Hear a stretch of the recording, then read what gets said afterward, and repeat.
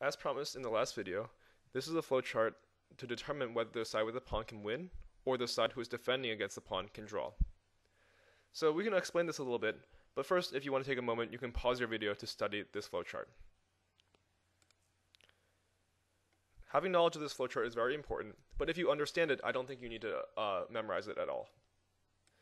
So now I'll be going into some examples that illustrate what this flowchart is saying. So let's first start with the cases where the king is in front of the pawn and the pawn is over the 5th rank. So if the pawn's across the 5th rank, that means 5th rank or above. In this case, the pawn is on the 5th rank, and the king is in front of it, then we know for a fact by the flowchart that this is a win. Let's see how this works. So say it's white to move here.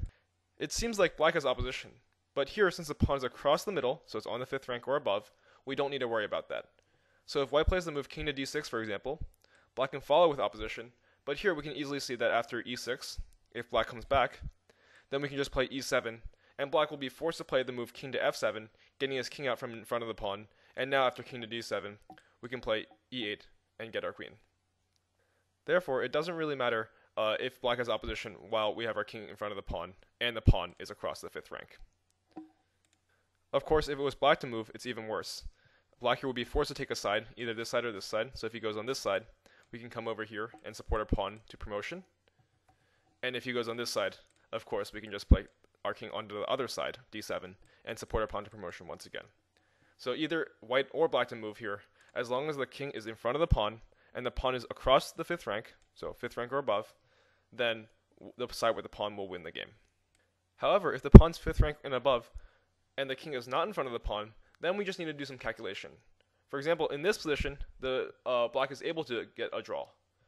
After king d7, black gets opposition here, and now even if white starts pushing his pawn, we can easily see that this position here will end up being a draw, like so. So after this is stalemate.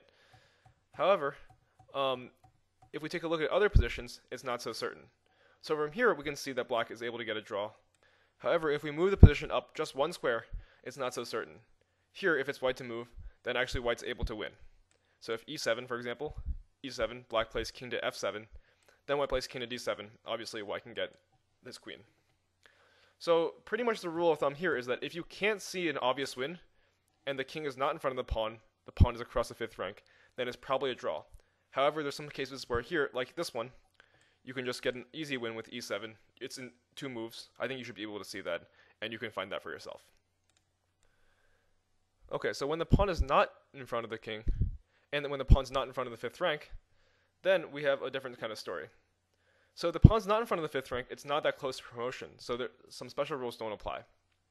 However, if we take a look at the position here, we can see that there's a couple of cases. First, in order for white to have any chance of winning here, so if the side with the pawn wants to have any chance of winning, he must have his king in front of the pawn. If the king is unable to get in front of the pawn, then the position will definitely be a draw. So if we see this position here, the king is indeed in front of the pawn. In fact, it is by 2 squares. So if you still have that flowchart in your mind, you can take a look at it, and you can see that the white here is definitely winning.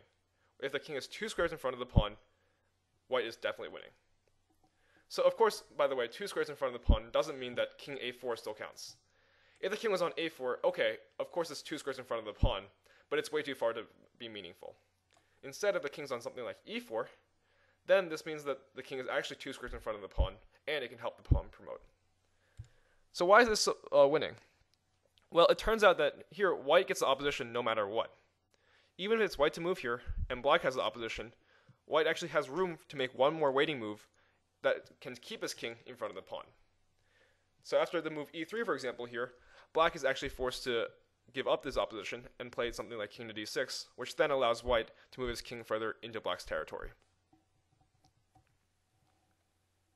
In fact, you'll notice here that after e3, this actually becomes king in front of the pawn by 1 square, and white has opposition. So if you look at the flowchart once again, the person with the opposition will get the desirable result if the king is only in front of the pawn by 1 square, and the pawn is behind the 5th rank. It's good to have a copy of the flowchart with you when going through this, because sometimes it can get confusing if you're not used to it. So speaking about the king in front of the pawn by 1 square, here we do see that this position is king in front of the pawn by 1 square. However, in this position, it depends on who has opposition to win. If it's white to move here, then it means black has opposition. So according to our flowchart, this should be a draw. Let's take a look to see if this is true. If white plays the move king to d4, then black can play king to d6, continuing blocking white's king. And if white plays the move king to f4, then black plays the move king to f6, which also blocks white's king. Notice that white can never really play pawn to e4 or move his king back behind on f3 and d3, because after that, it turns out that white's king is no longer in front of the pawn, and that's definitely a draw.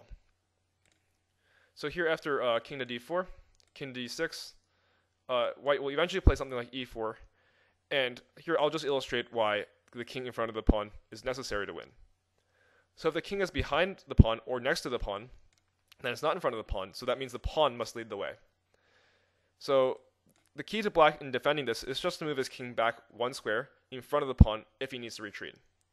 So, for example, after king to e5, black does not need to retreat here, so he should get opposition with king to d7, preventing white's king from coming forward.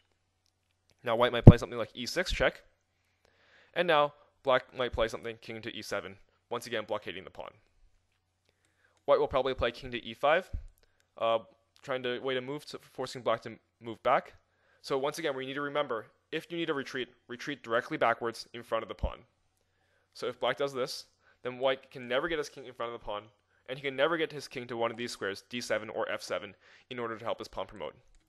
If king to f8, then e7 check, and here white's forced to give stalemate or give up his pawn.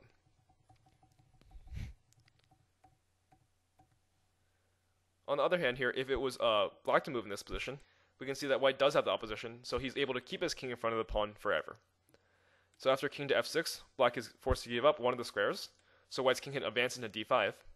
If black comes back to e7 in order to stop the pawn from promoting, we can play king to e5. And if king to d7, then we can play king to f6. So notice how every time black gets out of opposition, white can advance forward. So now after king to e8, white can take two moves to get his pawn to catch up. And e4, king to f8. And now after e5, we already know this is winning. Why? Because the pawn is 5th rank and above, and white has his king in front of the pawn. So as long as that happens, white's already winning. It's game over. We already showed that. But just to show it one more time, if black plays the move king to e8, white will first want to take opposition with king to e6. And now if black plays something like king to d8, then white can get king to f7. And now no matter what black does, white will play e6, followed by e7, and then e8, getting his new queen. I believe I've covered all the variations in the flowchart, so now it's up to you to practice this to get yourself more familiar.